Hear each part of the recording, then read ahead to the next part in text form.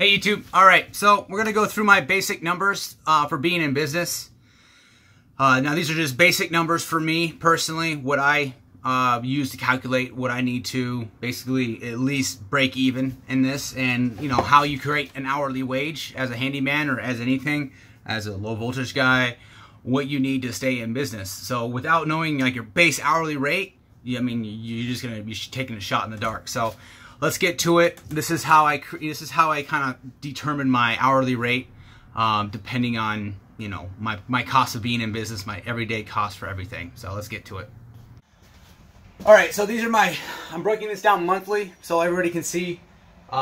This is just for if I wake up and get to work. This is what I have to on a monthly basis pay for, really just to break even, because I mean that is not making money. This is just to sustain my payments and, you know, be able to wake up in the morning. So truck payment is $569.75.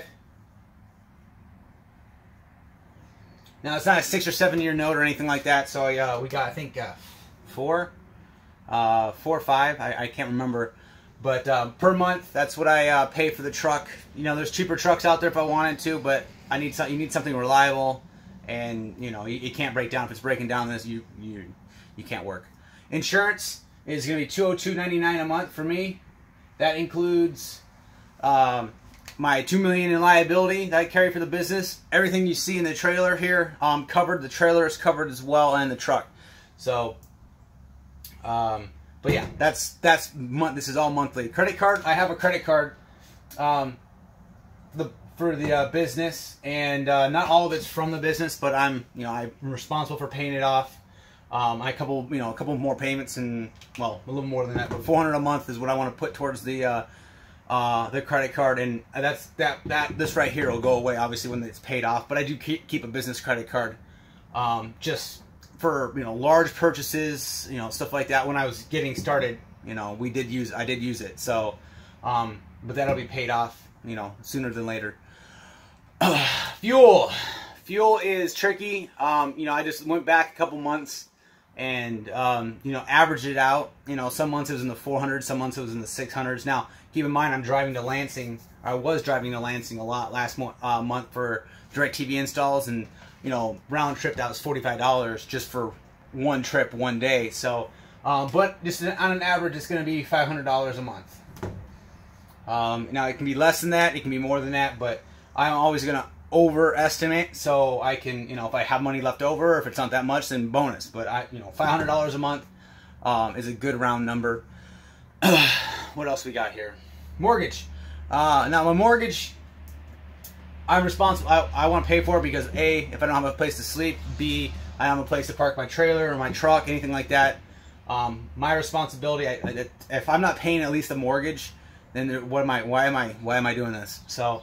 Now, as far as mortgage wise, I'm going to add some more money to it because incidentals, anything like that happens. So we'll just call it with $1,200. Now that's in case anything else comes up, maintenance issues or anything like that. I can pay for it if I need to. What we got next? Software. It's $9.99. That is my Excel, my QuickBooks is already paid for. Excel, Word, monthly subscription, so I can make contracts, stuff like that. That's what it costs me per month. And then mileage tracking, Mileage IQ is $6 a month. That's so I can keep track of my miles, give it to my CPA, and he can deduct everything as need be. Website is $12 a month. Now I pay it annually, but breaking it down, $12 a month. That is hosting on GoDaddy, etc., etc. That price is going to depend for a lot of people, but this is my cost right here. So if you add all these up, what you're going to get is $2,900 and change, really, 74. So that's per month. That's what it costs me personally to be in business. That's not profit. I mean, you could say mortgage is profit or anything like that, but this is just for me being in business. This is what I need to make at a very base minimum. Even if I'm making just this, then I'm failing, really. But this is my base numbers, what I need to make. Now, if you divide that, so you have, say, 20 working days a month, which you're going to have more, you know, off and on. But if you have, you know, 4 weeks, 5 days a week, you can work 6 or, you know, 7. But I just divided it all by 20, and it comes up to, excuse me, $145 and 4 cents. I did the math before just to make sure, but that's per day. You're dividing by 20.